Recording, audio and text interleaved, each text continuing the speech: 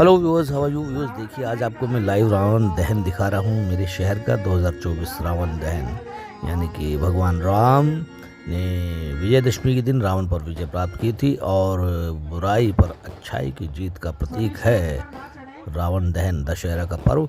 और this is celebrated all over India और आसपास के कुछ देशों में भी हमारी रामायण चलती है। रामायण सीरियल भी बहुत ही फेमस हुआ था रामानंद सागर साहब का। जब वो दौर था जब जब सीरियल का समय होता था तो सुनसान हो जाते थे शहर, गांव, कस्बे, सब के सब।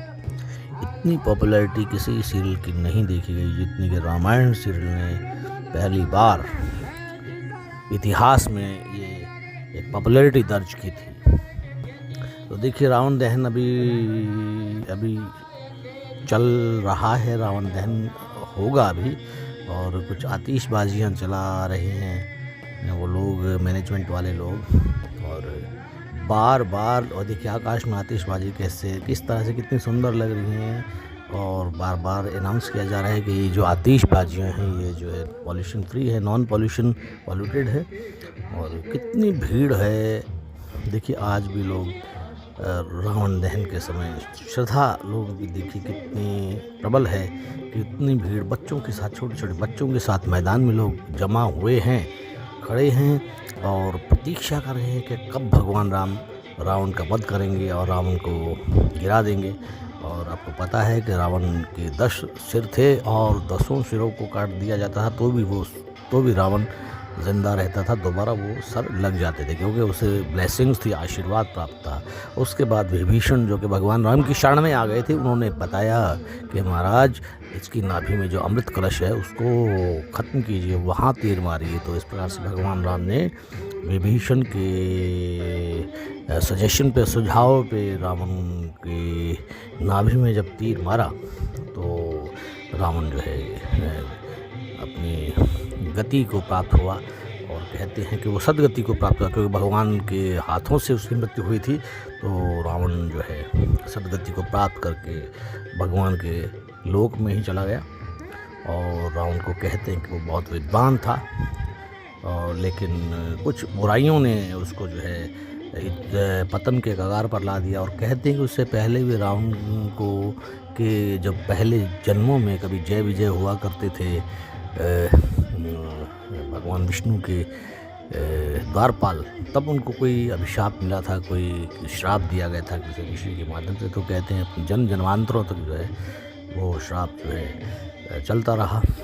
तो दुआ और बद्दुआ जिसे कहते हैं कि हम ब्लेसिंग्स लेते हैं या हम कर्ज लेते हैं, वो चीज़ें बहुत लंबे समय तक चलती रहती हैं। तो हमारा मकसद होना चाहिए कि हम दुआएं लें, हम ब्लेसिंग्स लें, हम आशीर्वाद लें, वरदान लें। ये सभी एक सिनोनिम हैं एक ही चीज़ के कि हमें दूसरों से अच्छी वाइब्रेशंस लेनी है, अच्छे कर्म करना है और अच्छी वाइब्रेशंस लेनी है, जिससे कि हमें जो है हमारा जीवन और अगत आने वाले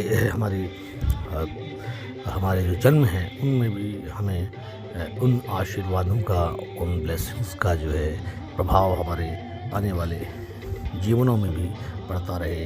कहते हैं कि 84 लाख योनियाँ हैं, तो ये चलता रहता है, ये चक्र चलता रहेगा सृष्टि, क्योंकि आत्मा अजर अमर है, मन शरीर नाशवान है। तो इसलिए तो हमें ये जान लेना चाहिए कि किसी जन्म के कर्म जो है कभी भी आगे आ जाते हैं। और जैसे कि रावण के मामले में हम देख सकते हैं कि कब उसको किसी जन्म में कर्ज मिला था, श्राप मिला था, और वो कब जाकर जो है उसकी सोने की लंका भी ध्वस्त हो गई।